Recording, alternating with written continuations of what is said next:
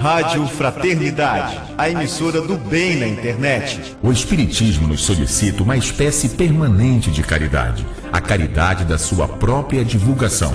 Emmanuel. www.radiofraternidade.com.br 24 horas ligadas em você com uma programação diversificada.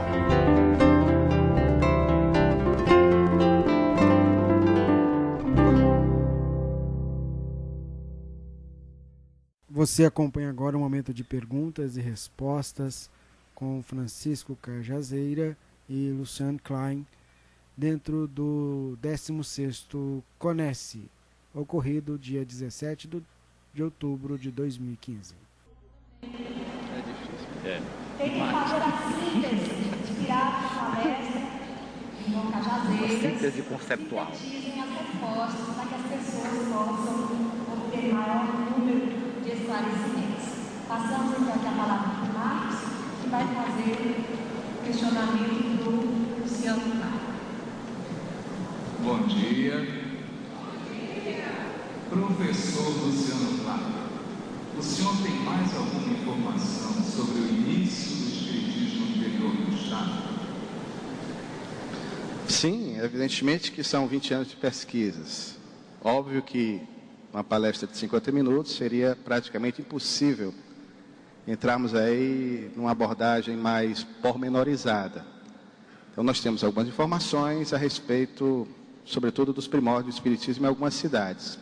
Claro que em relação ao interior, e hoje nós estamos sendo positivamente surpreendidos com um crescimento vertiginoso do nosso movimento. Claro que ainda é um crescimento quantitativo do número de casas, até mais do que na capital.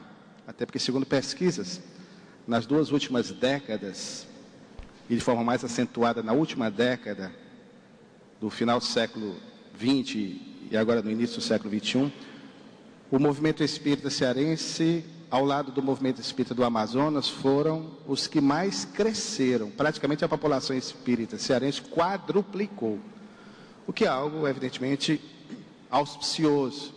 No entanto, o cuidado que nós devemos ter, e o que é mais importante, é para que esse crescimento seja também qualitativo, na qualidade do número de adeptos, a partir do estudo que nós deveremos fazer. Então, nós temos tido algumas informações, e em algumas cidades o movimento está sendo gestado. Nós temos a oportunidade hoje de testemunharmos o surgimento do espiritismo em algumas cidades, inclusive alguns aqui que vocês podem entrevistar, conversar, como é o caso do nosso companheiro Acácio, de Crateús, que é o grande pioneiro responsável pela implantação do espiritismo na cidade de Crateús. Então são alguns companheiros aí que nós temos a oportunidade de desfrutar da convivência ainda entre nós. Doutor Cajazeiras, a doutrina espírita é tão importante, ela é a síntese do conhecimento humano, por que tem tão poucos espíritas no mundo? Qual o poder que tem um conhecimento tão pouco aceito de transformar a humanidade? A gente precisa entender que há um movimento espírita formal e há um movimento espírita informal. Não é sem razão que esses citados estudiosos, especialmente da área científica que eu citei, mas também de outras áreas do saber, esses homens e essas mulheres, muito embora não se afirmem espíritas, existe um movimento espírita invisível que os estimula. E observe que nós hoje em dia temos fundamentos espíritas cada vez mais aceitos no mundo. É verdade que no Brasil, muito mais facilmente, pelas condições da nossa formação, da nossa estrutura de nação, mas no mundo inteiro. Tanto é verdade que nas artes, vocês lembram que a arte ela é uma expressão da cultura. A cultura, ela se relaciona com a civilização, a construção de valores aceitos por um grupo, por uma sociedade, por um recorte populacional. e cada vez mais a cultura vai se tornando ampla. Então você vê que a arte, que é essa grande demonstradora das tendências culturais, ela cada vez mais incorpora pensamentos como reencarnação, como comunicabilidade dos espíritos, como lei de causa e efeito. E isso tudo é aceito de forma mais ou menos tranquila pela coletividade. Por quê? Porque, embora a coletividade nem sempre assuma, tenha condições, por conta dos preconceitos que são profundos ainda no mundo, mas isso já não é algo tão absurdo como poderia ser, digamos, há 200 anos atrás, há 300 anos atrás, onde pequeníssimos grupos mais relacionados com espíritos, com outras vivências, até em outros planetas, vinham aqui e deixavam alguma semente de tudo isso. Então é uma construção de um saber que não acontece de uma hora para outra. Vocês veem, por exemplo, o cristianismo, os ensinamentos de Jesus têm mais de 2000 anos. E nós podemos dizer que o Evangelho de Jesus é universal? Ou seja, todo mundo utiliza? Claro que não. Sem dúvida alguma que ele teve grande importância, que ele participou, ele de alguma maneira norteou, mas nós continuamos vivendo até materialmente, até materialmente. Quer dizer, o espiritismo está muito mais presente. A aceitação racional, assim, eu conscientemente aceitar, é algo que leva tempo, porque eu preciso mudar primeiro paradigmas e destruir preconceitos. Mas as ideias são muito mais aceitáveis em todo o mundo. Tanto é verdade que os filmes, a arte que é mostrada dessa maneira faz sucesso. Luciano, aqui você atribuiu o pioneirismo do Ceará no movimento espírita brasileiro. E hoje em dia, como está o Ceará no cenário do espiritismo nacional? A segunda parte da pergunta nós respondemos. É quantitativamente o estado, segundo as pesquisas, onde cresce a quantidade de adeptos do espiritismo. Em relação a esse pioneirismo, foi no tocante às experiências das mesas girantes. Não vamos colocar aqui que seja em relação propriamente ao espiritismo. Nós procuramos deixar bem claro em relação às pesquisas, se é que podemos chamar de pesquisas, mas era o empenho de alguns companheiros, talvez até movidos pela curiosidade, para tentar aqui no Ceará, como aconteceu no Rio de Janeiro, como aconteceu em Recife também, fazer as mesmas experiências que se tornaram uma espécie de febre, empolgando os salões parisienses da Europa e até da América do Norte. Então nós não podemos chamar de espiritismo, mas é uma fase que eu costumo dizer de pré-espirítica ou do proto-espiritismo, porque o espiritismo oficialmente, de fato, só surge no dia 18 de abril de 1857 com o lançamento da obra basilar da codificação, que é o Livro dos Espíritos. Então, esse pioneirismo é em relação à curiosidade aí do cearense, no caso um português cearense, José Smith Vasconcelos, que se dispôs, como dissemos, concomitantemente a Allan Kardec, e se antecipando em algumas deduções, a fazer aqui na Rua Senador Pombeu essas experiências. Doutor Cajazeiras, o senhor falou da propagação das ideias espíritas na arte. Nós vimos então recentemente passar na televisão um centro espírita em que se comunicavam animais mediunicamente. Isso é um progresso ou uma ridicularização da mediunidade? O que é preciso é compreender os conceitos. Se você buscar o conceito de mediunidade dentro dos ensinamentos espíritas, e em especial daquilo que está construído em O Livro dos Médiuns, que é, no dizer do professor Herculano Pires, o maior tratado de paranormalidade do mundo, nós vamos entender o que é mediunidade. Mediunidade é uma relação do mundo invisível com o visível, onde o médium funciona como intérprete. Ora, para se interpretar alguma coisa, precisa ter inteligência, e inteligência com pensamento contínuo, coisa que é apenas do ser humano. Agora, um animal desencarnado poderia ser visto por um médium? Sem dúvida, ele é um princípio inteligente, apesar de que, de acordo com os ensinamentos dos espíritos, a reencarnação dos animais é compulsória e costuma dar-se de forma automática, diferente do que ocorre no ser humano, mas pode ocorrer de um animal ser visto e ele não, naquele instante, não ter a reencarnação automática, ser visto. Agora, aí nós teríamos que ver como é que é isso, o que é que o animal faz? É uma comunicação mediúnica? Não seria. Erasto, em O Livro dos Médiuns, faz uma dissertação extremamente racional e sólida, com argumentos sólidos, onde ele demonstra que não existe mediunidade nos animais.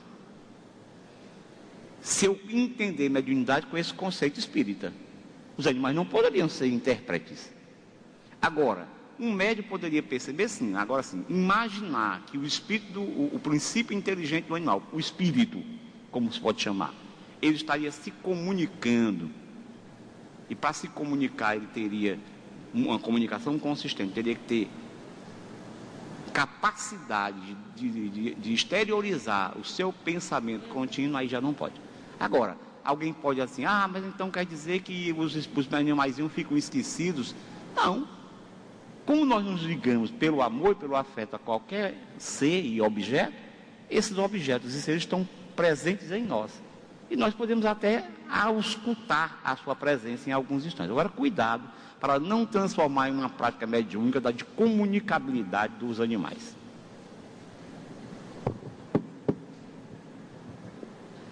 Luciano, é recomendável orgulhar-se um povo de suas raízes históricas?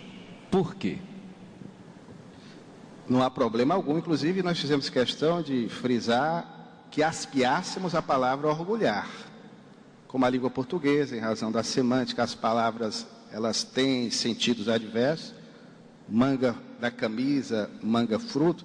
O orgulho, como nós entendemos, como ópice, como obstáculo a uma caminhada mais acelerada do psiquismo, do espírito, no rumo das suas conquistas interiores. Ao lado do orgulho, o egoísmo e o orgulho são os dois grandes obstáculos, como assim assevera os espíritos reveladores, Allan Kardec. Nesse sentido, é o sentido negativo, que nós deveremos combater, é o oposto da humildade. Agora, em relação a esse orgulho, no sentido de ufanar-se, de certa forma valorizar aquilo que é o resultado do empenho, do esforço de companheiros que nos antecederam, sobretudo em relação à história, porque todos nós evocamos o nosso passado. Francisco lembrou, eu me emocionei ao evocar a lembrança de companheiros como Marcos Vinícius, Bem-vindo Melo, e de certa forma para mim, nesse sentido, foi um orgulho, aspas, né? Conviver com esses companheiros. Então não há problema algum, nós temos esses referenciais históricos, essas efemérides que as casas espíritas deveriam sempre ressaltar, relembrar, como nós fazemos costumeiramente com o Livro dos Espíritos, com as obras básicas da codificação. Neste ano nós estamos tendo a oportunidade de relembrar os 150 anos da publicação de O Céu e o Inferno. Isso serve de motivação, de incentivo, de estímulo, para que nós possamos, aspas, orgulhosamente, se amamos a doutrina que esposamos, continuarmos as nossas pelejas para a sua divulgação, reconhecendo, e daí a importância, o esforço desses companheiros, desses pioneiros, que numa época muito mais difícil do que a nossa, dos nossos dias, de se fazer a afirmativa espírita, eles ousaram, vencendo as barreiras do preconceito. Doutor Cajazeiras, nós recebemos uma pergunta se é interessante para as casas espíritas incluírem nas suas práticas a acupuntura, florais, TVP, homeopatia, que poderiam reforçar ou aliar o movimento espírita a esse movimento de desenvolvimento na ciência do pensamento holístico? A proposta espírita é a cura da alma. O espiritismo não vem tomar o lugar, nem substituir qualquer outra atividade em relação à cura e em relação ao progresso da ciência. Uma vez perguntaram para mim, por que o espiritismo, por que os espíritos não dizem para nós a cura do câncer? Por que os espíritos não afirmam para nós essas verdades astrofísicas? Eu disse, mas os espíritos não têm esse compromisso, não. O espiritismo é uma obra que nos permite aclarar, amplificar aquela visão transcendente do homem, claro, que compreendendo-nos como seres que necessitamos viver na Terra, necessitamos das experiências para o nosso progresso. Mas o espiritismo, a mediunidade, não tem essa responsabilidade, esse compromisso, porque isso tiraria de nós possibilidade de crescimento imensa. É a partir da nossa busca, do nosso desejo de conhecer, que nós desenvolvemos a inteligência, a capacitação. Se nós tivéssemos que ficar caladinhos, só recebendo dos espíritos, não faríamos mais nada. É a mesma coisa do trabalho.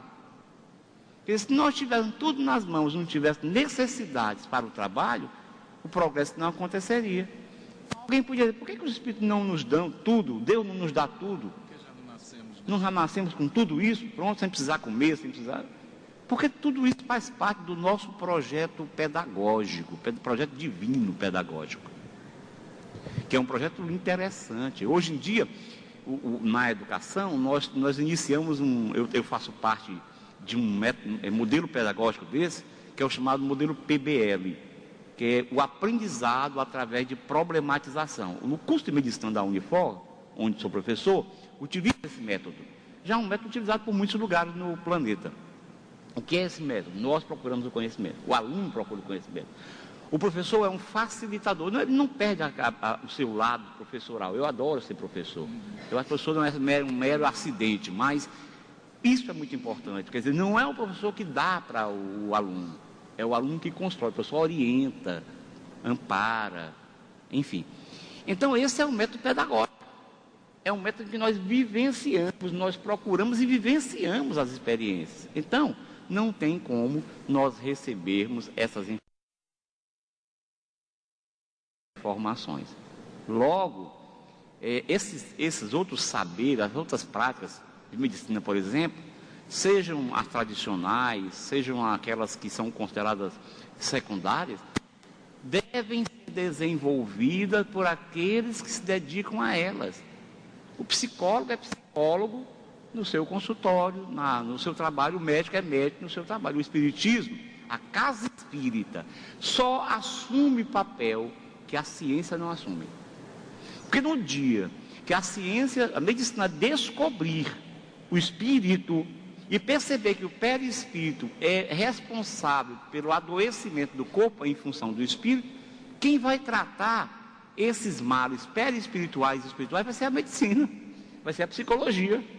Não vai ser o espiritismo. O espiritismo vai trabalhar a desenvolvimento, a transformação moral.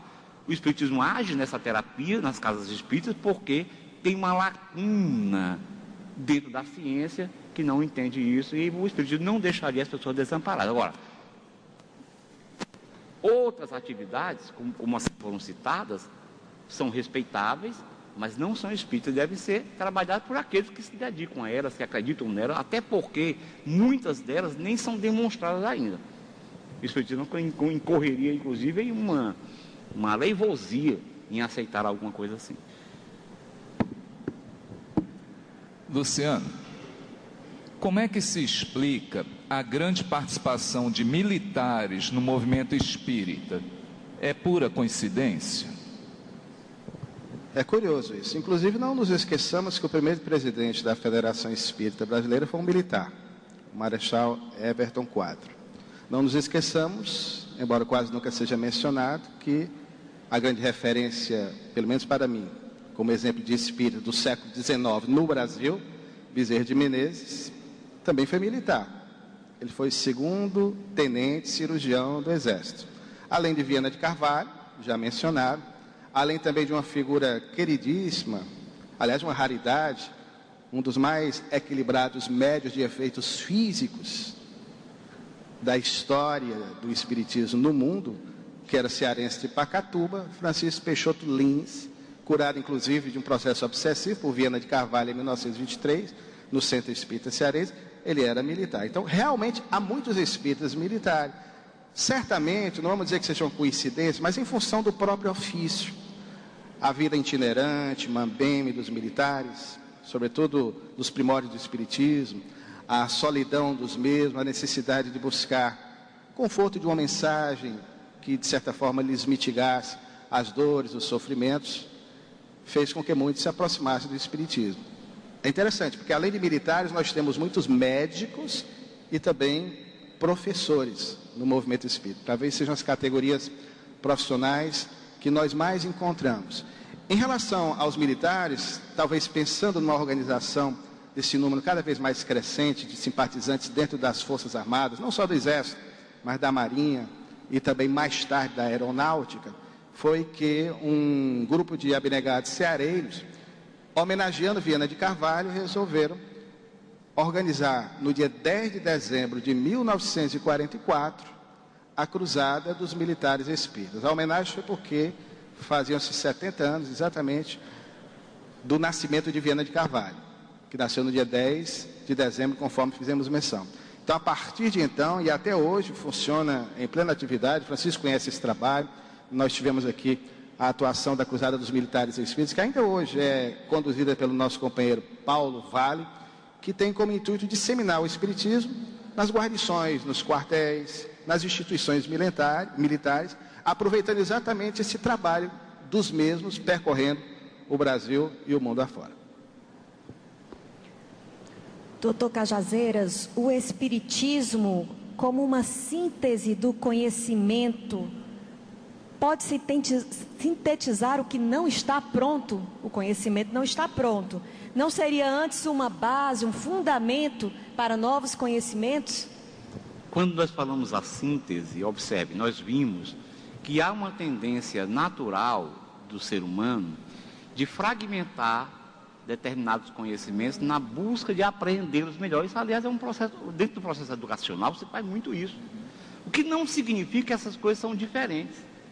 O que o Espiritismo faz é retomar essas facetas diferentes do saber humano e mostrar as suas relações, redimensionar, causando exatamente aquilo que nós falamos. A partir daquilo que parece contraditório, mas na filosofia parece contraditório à ciência. A religião parece contraditória à ciência. O Espiritismo mostra que não é. Mas esse é um pensamento até já de muito. O Espiritismo ele trabalha, ele materializa isso, permite algo inusitado para os nossos tempos, que é mostrar as relações e a interação e a construção única do saber, ciência, filosofia e religião. Eu falei que isso não significa dizer que o Espiritismo tem a pretensão de ter todo o conhecimento. Aliás, isso é muito claro nas obras de Kardec. A respeito da teologia, as próprias concepções sobre Deus. Kardec diz, os Espíritos dizem muito claramente, olha, isso é o mínimo que nós podemos falar. Porque não há condição, enquanto houver um predomínio da matéria sobre o homem, fica difícil para ele compreender mais profundamente a divindade. Só quando o homem desmaterializar que ele verá a Deus. Verá aí, é aspas, claro, que não vai ver com os olhos que nós temos. Mas enfim, o Espiritismo não está, como eu falei, muita gente quando cita Herculano, e eu quero demonstrar que Herculano disse isso, mas ele estava baseado, o Leon Denis fala num dos seus livros, o Gênio Celta e alguma coisa mais, ele fala sobre isso. Kardec não diz com essas palavras, mas ele mostra o conhecimento. Alguns autores falam sobre isso. Então o Herculano, ele dá uma ênfase disso, mas ele não está dizendo que o Espiritismo é o ponto maior e fechado do conhecimento. Lembra que eu falei de Hegel, que ele dizia assim, você tem uma tese que enfrenta uma antítese e que constrói uma síntese que passa a ser uma outra tese, que se enfrenta outra antítese, que constrói outra síntese, e assim a coisa caminha. O que o Espiritismo faz é mostrar que o conhecimento é único. E que é possível, sim, interligar esses conhecimentos aparentemente dispares. Eu vou contar uma história, me permitindo aqui o tempo, mas bem rapidinho, que Kardec fala. assim, imagina uma pessoa conhecer uma casa pela frente. E o muro era, não lembro se a cor é essa, mas vamos supor que fosse vermelha. E o outro conheceu a casa pela parte de trás, que a cor era azul. Eles ficaram discutindo o tempo todo, porque um dizia que não, aquela casa é vermelha, o outro, não, senhor, a casa é azul. Os dois estavam certos, mas eles tinham visões parciais da casa. É a história do conhecimento.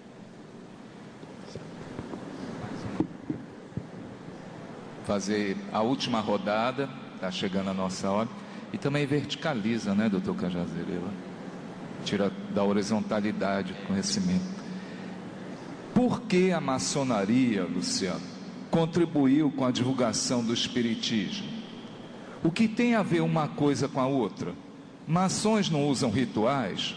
Por que se afinizam com o espiritismo? Em razão do contexto, sobretudo quando ocorreu a questão religiosa no início da década de 1870, nós mencionamos aqui que houve uma aproximação. Claro que, do ponto de vista doutrinário, especificamente no tocante à ritualística, é típico da maçonaria, que é uma instituição cujas origens são bem antigas. E o espiritismo não tem ritual religioso, não usa paramentos. Mas essa aproximação deveu-se em relação às propostas ideológicas da maçonaria.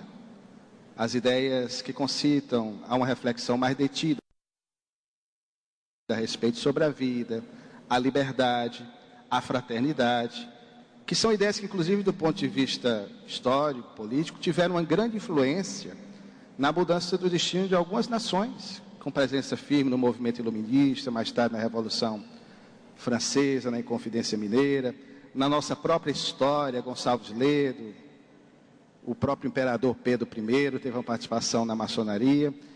E nós vamos ter dentro do movimento espírita políticos que participaram do espiritismo graças a esse vínculo entre o espiritismo e a maçonaria, como foi o caso de Saldanha Marinho, de Saldanha da Gama, do próprio Quintino Bocaiúva, além de Bezerra de Menezes. Então, essa aproximação se dá por conta exatamente da proposta ideológica. Claro que, repito, do ponto de vista doutrinal, há divergências evidentes. No tocante à ideia de Deus, porque é imprescindível que o maçom ele tenha essa crença na divindade, visto como supremo arquiteto do universo, há uma aproximação também em relação ao espiritismo. Claro que isso fez parte de um contexto que levou Bezerra de Menezes a dizer, pelo estímulo que a maçonaria provocou, franqueando os seus salões às conferências espíritas, que a maçonaria foi a grande mola propulsora do espiritismo. Da diretoria de 1910 do Centro Espírita Cearense, que fizemos menção, dos 6, 5 eram maçons. Além de outros tantos mais que participaram do movimento espírita. O tempo não nos foi possível retratar mais detalhadamente o trabalho desses companheiros, mas na década de 1930, sobretudo com a implantação do Estado Novo em 1937, na ditadura Vargas, o Centro Espírita Cearense teve praticamente que acolher grande parte da maçonaria cearense, porque houve uma perseguição de Vargas, provocou inclusive o fechamento de lojas maçônicas e até de instituições espíritas. É conhecido nacionalmente o trabalho de Carribachuta. Então, a aproximação é nesse sentido, em relação à ideia de Deus, a busca pela liberdade e, sobretudo, a proposta da fraternidade. Eu queria só finalizar, Marcos, porque um companheiro que fez uma pergunta e insistiu antes de virmos para cá, em relação a qual seria a metodologia que nós, como historiadores, utilizamos. Eu vou pedir a sua permissão para responder essa questão, por insistência dele, como pesquisador. Eu digo a esse companheiro que, embora saibamos que existem várias correntes historiográficas, metodológicas, eu prefiro ser, nesse aspecto, livre, sem as peias, sem as amarras dessa ou daquela corrente, porque eu leio tudo e retenho bem. Todas têm a sua importância. Até a metodologia positivista é tão criticada por alguns companheiros historiadores. Inclusive, para fazer esse trabalho de resgate, infelizmente ou felizmente, até porque eu vou muito às hemerotecas, às bibliotecas, nós temos que ser bem positivistas na análise dos documentos, nas fontes primárias. Então, eu não me prendo muito. Uso a história oral, as entrevistas, claro, adequando, né, à necessidade do nosso movimento.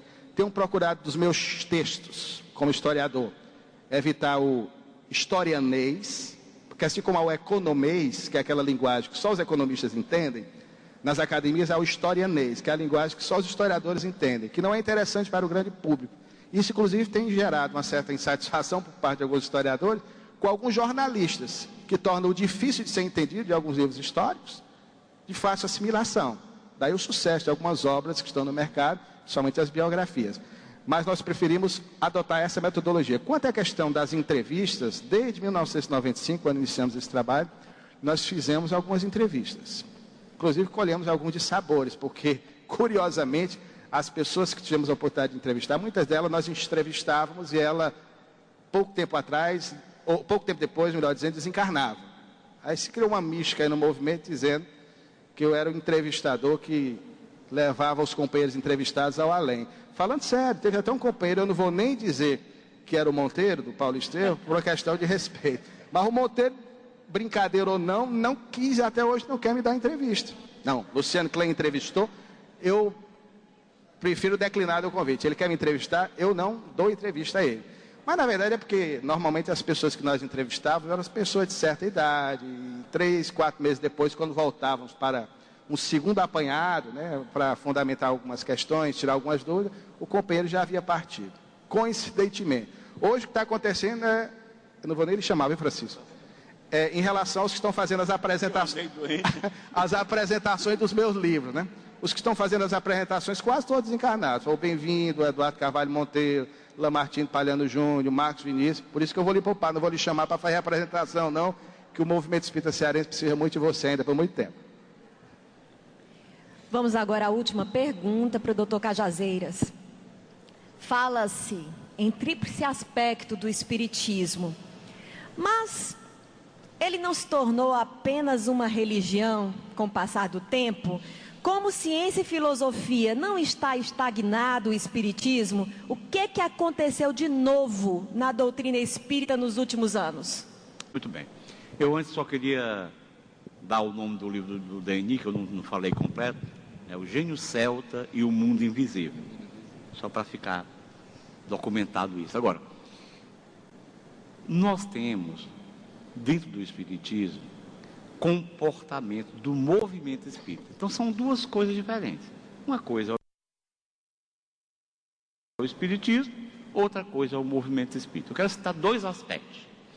O primeiro aspecto é que o movimento espírita caminha de acordo com as possibilidades da humanidade. Nós não somos seres diferenciados. Ah, então os espíritas são puxa? Não. Nós somos recortes de uma população com características evolutivas, com médias evolutivas, com preconceitos, com limitações. E por isso o movimento espírita não retrata, via de regra, fielmente os ensinos espíritas. Nós encontramos aqui e ali alguns destacados espíritas, que como foi inclusive citado aqui pelo Luciano, que vivenciam, como é o caso do Viana de Carvalho, vivenciam, que têm uma vida pautada pelo ensino espírita, que se regem por aquilo que eles acreditam, que o espiritismo ensina e busca, e que eles também passam a ser intermediários na sua divulgação. A primeira coisa é essa. Esse processo de transformação da humanidade, é claro que dentro dessas hostes espíritas, nós temos maior facilitação, porque nós começamos a ser bafejados diretamente, envolvidos com essa ideia, com essa proposta, e isso vai facilitar o nosso progresso. Mas nós ainda somos, como dizia o Herculano, nós, humanidade, ainda estamos com o pé na lama. Ele não chamava na lama, chamava no barro. Nós podemos ter a cabeça no espaço, mas os nossos pés continuam no barro. Ou seja, nós temos essa dificuldade. Por outro lado, o espiritismo em si, como construção de um saber científico, filosófico, religioso, no sentido, eu repito, sempre que as palavras às vezes têm conotações, claro, semânticas diferentes, e alguém pode pegar aquela grande confusão, o espiritismo é religião. Aí um diz, que conversa, não é de jeito nenhum, depende do que você considera uma religião. Se você entender religião como um grupamento de rituais, de dogmas, não é. Mas se você entender religião no sentido mais amplo da palavra, ou seja, uma busca de aproximação com Deus, o espiritismo é assim, indiscutivelmente. Agora, esse saber espírita, Herculano fala isso, o Divaldo fala isso, ele ainda está, ele foi colocado pelos espíritos, por Kardec, e ele tem muito maiores possibilidades que vão além do nosso momento evolutivo. Quer dizer, há coisas na codificação que nós não percebemos. Eu não sei se vocês, certamente já aconteceu isso, quando você começa a estudar a obra da codificação, que vai repetindo, você vê coisas que não tinha visto antes. Poxa, isso aqui eu não tinha percebido, ou não tinha interpretado dessa maneira. Não é que você não deixou de ver o ensinamento, mas você não entendeu. E com o amadurecimento, você vai vendo coisas. Divaldo dizia, por exemplo, que a física quântica, você encontra elementos de física quântica no Livro dos Espíritos, mas ninguém sabia antes. Então, muita coisa ainda está por ser percebido. Eu até concordo que o movimento espírita brasileiro, por características próprias da nação brasileira, acabou tomando um viés religioso no sentido horizontal do termo. Sim, existem muitas casas espíritas que funcionam como se fosse uma igreja. Isso foi motivo de muita crítica por alguns estudiosos do espiritismo. Mas isso não significa dizer que nós simplesmente deixamos de aproveitar esse viés tríplice, do tríplice aspecto da doutrina. É claro que nós poderemos, com o tempo, quando tiver maior saber espírita, quando o espiritismo nos influenciar mais a existência, quando nós, e atenção, nós somos responsáveis pelo movimento, pelo espiritismo não ter se desenvolvido mais do que o que é. Porque nós precisamos, nós espíritas, criar o que nós chamamos de cultura espírita. A cultura é uma vivência, a eleição de valores compatíveis com os ensinos espíritas. E o que acontece é que boa parte de nós vive como materialista. Nem como espiritualista, não é como materialista. Tanto que os valores do mundo são os valores que permeiam as suas buscas, as suas ações, enfim. Então, para começar, nós temos que iniciar um trabalho íntimo de transformação que leva um tempo para assumir, assimilar aquilo que existe de riqueza dentro da ciência, da filosofia e da moral espíritas, para assim depois, criando uma cultura espírita, favorecermos maiores possibilidades de ampliação desse saber.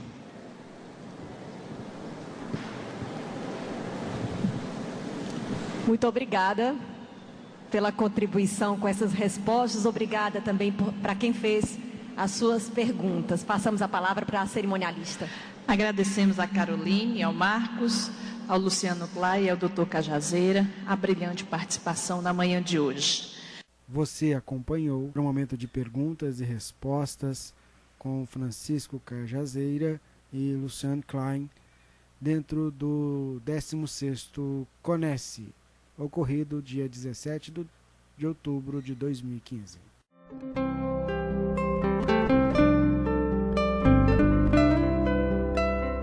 Rádio Fraternidade, a emissora do bem na internet. O Espiritismo nos solicita uma espécie permanente de caridade, a caridade da sua própria divulgação. Emmanuel. www.radiofraternidade.com.br 24 horas ligadas em você com uma programação diversificada.